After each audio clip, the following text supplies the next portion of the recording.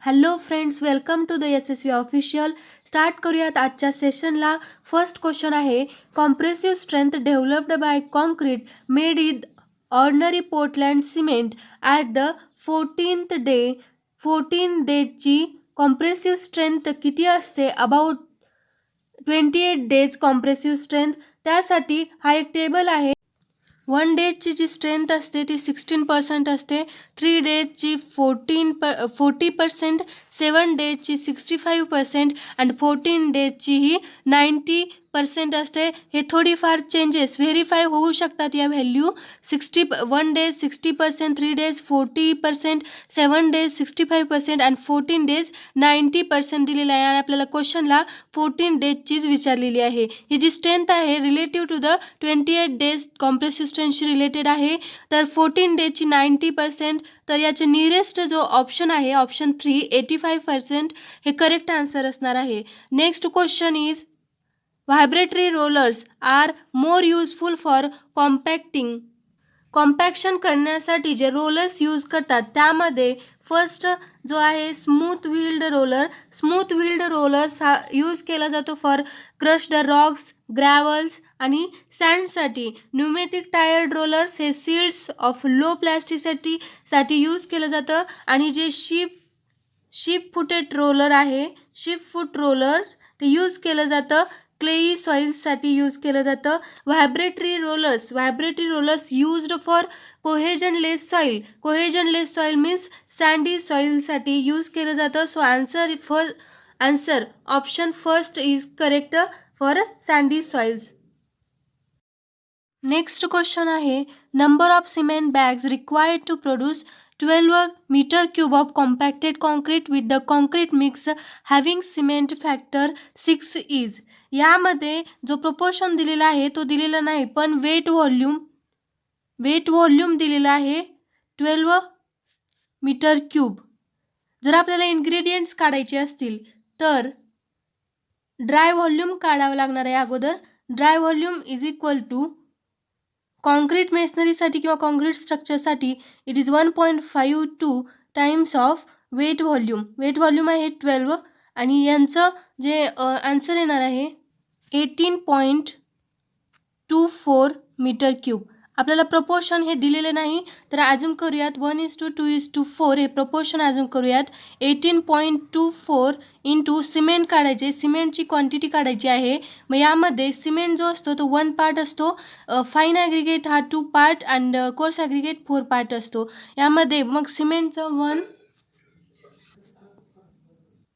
1 divided by टोटलची quantity 6 आणि 7 हे 4 + 2 + 1 is 7 होतं. हे सिम्प्लिफिकेशन केल्यानंतर 2.60 मीटर क्यूब हे आन्सर येतं. सिमेंटचं व्हॉल्यूम, सिमेंटची क्वांटिटी आलेली आहे 2.60 metre cube. Number of bags काढायचे आहेत आपल्याला. नंबर ऑफ बॅग्स, तर यामध्ये जी युनिट आहे मीटर क्यूब आहे. तर 2.60 एका बॅगमध्ये किती व्हॉल्यूम असतं म्हणजे मीटर क्यूबमध्ये आहे, व्हॉल्यूमनं डिवाईड करावं लागणार आहे. तर 50 kg 50 kg एवढं वेट असतं एका बॅगमध्ये. अँड 35 लिटर इतकं व्हॉल्यूम असतं. 35 लिटर म्हणजे किती होतं? 35 × 10⁻³ मीटर क्यूब. कारण हे मीटर क्यूबमध्ये आहे सो आपल्याला युनिट सेम करायचे आहेत. मग खाली काय येणार आहे 0.035. हे 2.6ला डिवाईड केल्यानंतर जे आपलं आन्सर येतं ते येतं 74 बॅग्स हे आन्सर येतं. आपण नियरेस्ट आन्सर शोधायचं आहे. यामध्ये 72 बॅग्स. या क्वेश्चनमध्ये प्रोपोर्शन्स हे दिलेले नाही आहे सो आपण हे ॲझ्युम केलेलं आहे 1:2:4. तुम्ही बाकीचे अजून करून बघा. हे जी व्हॅल्यू आहे ते बाकीचे 3 ऑप्शन्स आहेत हे खूप लहान होतात त्यापेक्षा. सो करेक्ट आन्सर मग आपलं 1 असणार आहे. Next question is, Thyssen polygon is a method used to determine the mean precipitation. जे आपलं प्रेसिपिटेशन रेनगेज हे प्लेस केलेले असतात. रेनगेज हे प्रत्येक ठिकाणी हे प्लेस केलेले असतात, परंतु आपल्याला त्या पूर्ण एरियावर, ह्या पूर्ण एरियावर किती प्रेसिपिटेशन आहे त्याचा मीन काढायचा असतो.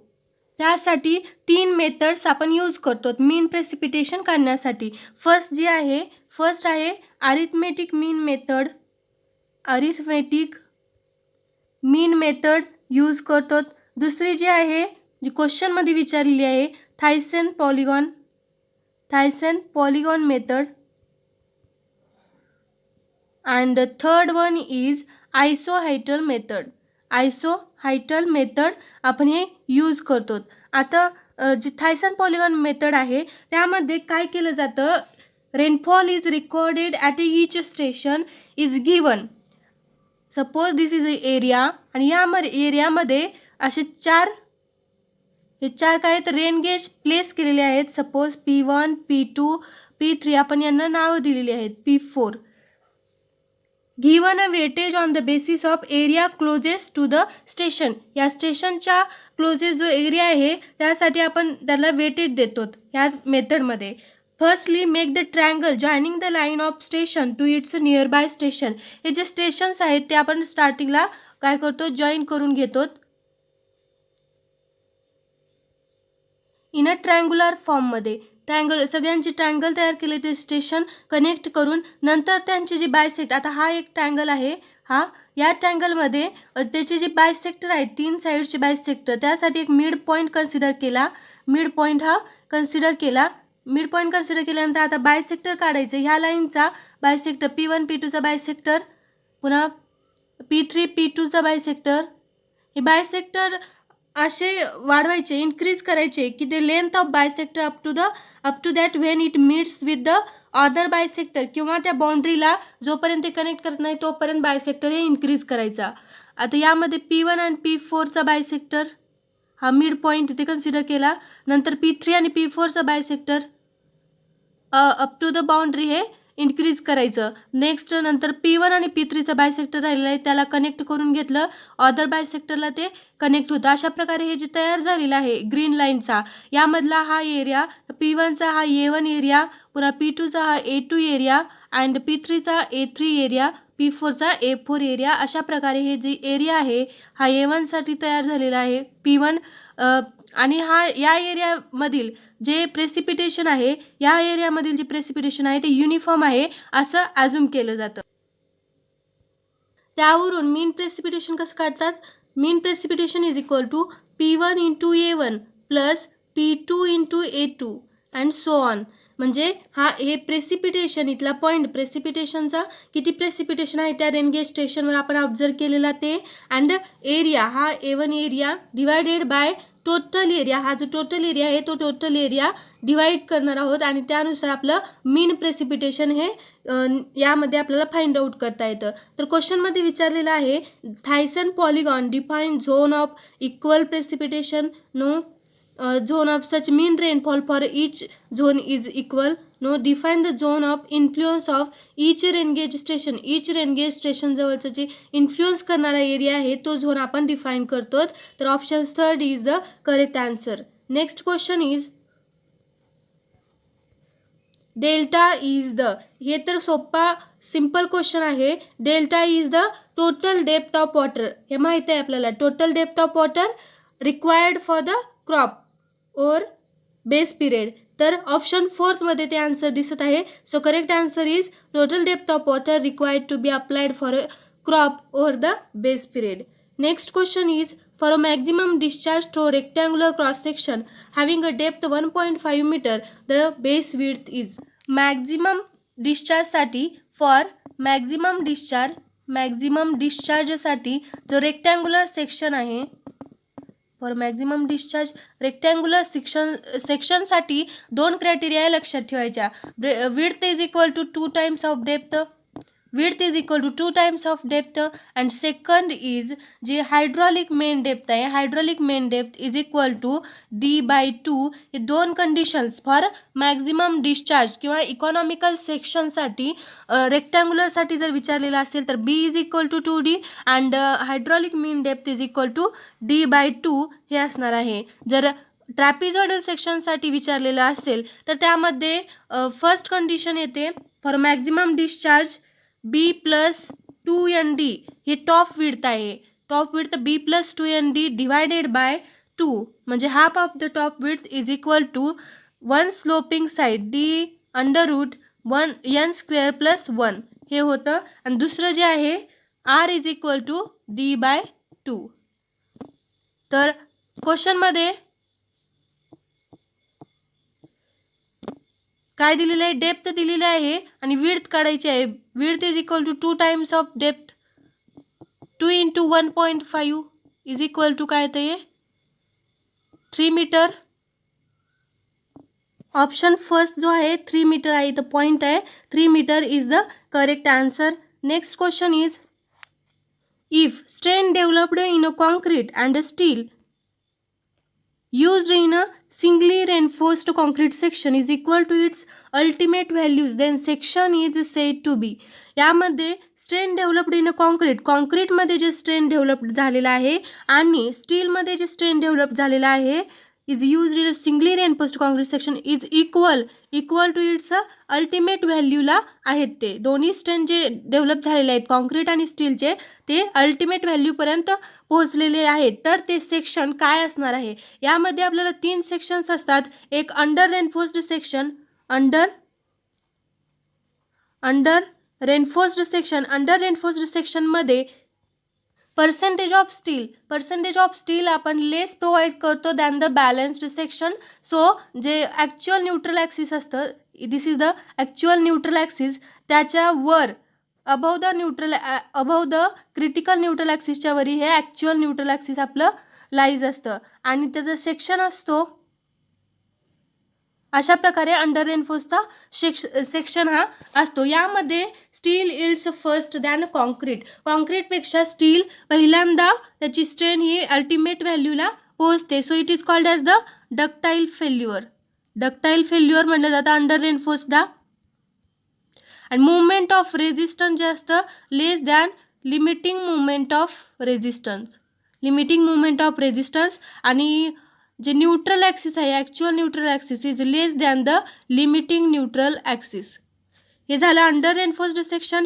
नेक्स्ट जो आहे बॅलन्स्ड सेक्शनमध्ये हे न्यूट्रल ॲक्सिस आणि critical neutral axis and actual neutral axis coincide होतात आणि यामध्ये याचं सेक्शन असतो अशा प्रकारे. इथं स्टील आहे आणि स्टीलच्या सेंटरमधून ही लाईन असते. अगोदरच्या पण जे फिगर आहे त्याच्यामध्ये पण ही जी लाईन आहे ती इथून ॲक्ट होते.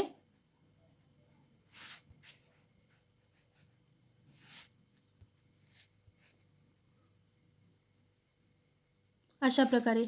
नेक्स्ट हे आहे बॅलन्स्ड सेक्शनमध्ये स्टील आणि concrete yields at a time एकाच टाइमला स्टील आणि कॉन्क्रीट हे इल्ड्स होतात अँड रिचेस मॅक्झिमम स्ट्रेन. आणि मॅक्झिमम स्ट्रेन अल्टिमेट स्ट्रेन काय असतं 0.0035ला सायमल्टेनियसली ते काय होतात रीच होतात. आणि नेक्स्ट जे आहे ओव्हर रेनफोर्स्ड सेक्शन यामध्ये इथे आपण स्टील प्रोव्हाइड केलं. तर हे जे स्टील प्रोव्हाइड केलेलं आहे is greater than the AST is greater than the limiting value. Balance सेक्शनसाठी जे यूज करतात त्याच्यापेक्षाही ग्रेटर असते. AST is greater than AST limiting value. XU काय ही critical neutral axis. Actual neutral axis काय असणार आहे below the critical neutral axis. So XU is greater than XU limit. And movement of resistance is greater than limiting movement of resistance. यामध्ये concrete reaches maximum strain of 0.0035 before steel yields. स्टीलच्या अगोदर काय होतं concrete हे fail होतं या सेक्शनमध्ये. जे आपल्याला क्वेश्चनमध्ये विचारलेलं आहे ते सेक्शन आहे बॅलन्स्ड सेक्शन. कारण यामध्ये जे स्ट्रेन कॉन्क्रीटचं स्ट्रेन आणि स्टीलचं स्ट्रेन जे आहे ते एकाच टाइमला अल्टिमेट व्हॅल्यूला पोहोचतात. So answer is balanced section. Next question is distribution factor for a member at a joint in a frame depends upon. Distribution factor structural analysis मधला हा क्वेश्चन आहे. आणि distribution factor is equal to मेंबरचा stiffness जो आहे member stiffness divided by joint stiffness. Joint stiffness. Stiffness is the force required to produce the unit deformation, and bending stiffness is equal to EI by L. So deformation factor is depends upon moment of inertia and length both. Correct answer होणार आहे both moment of inertia and length of that member. Next question is, fall is provided mainly to. कॅनलमध्ये fall जे provide केलेलं असतं whenever the available natural ground slope. Suppose this is the natural ground slope आणि हा slope कसा आहे, not uniform slope नाही आहे. आणि कॅनलचा बेड स्लोप आपल्याला जे डिझाईन कॅनल बेड स्लोप असतो तो प्रोव्हाइड करायचा आहे. तेव्हा whenever the available natural ground slope is a steep किंवा ununiform, then designed bed slope of the canal the difference is adjusted bed. आणि जो हा डिफरन्स आहे, हा डिफरन्स ॲडजस्ट केला जातो by providing the fall. This is the canal bed आणि हा अशा प्रकारे फॉल केला जातो. This is the canal fall आणि यालाच कॅनल ड्रॉप असं सुद्धा म्हणतात. आणि फॉल जे आहे याचं एक फंक्शन असतं, it dissipate the surplus energy काय करतं, डिसिपेट करतं. तर ऑप्शन्समध्ये fall is provided mainly to avoid canal in heavy banking without sacrificing the irrigation potential हे बरोबर आन्सर होणार आहे. Help in reducing excessive energy in a step for a safety of the canal हे पण बरोबर. आणि maintain the canal bed slope when a ground slope is falling rapidly. All the statements are a true.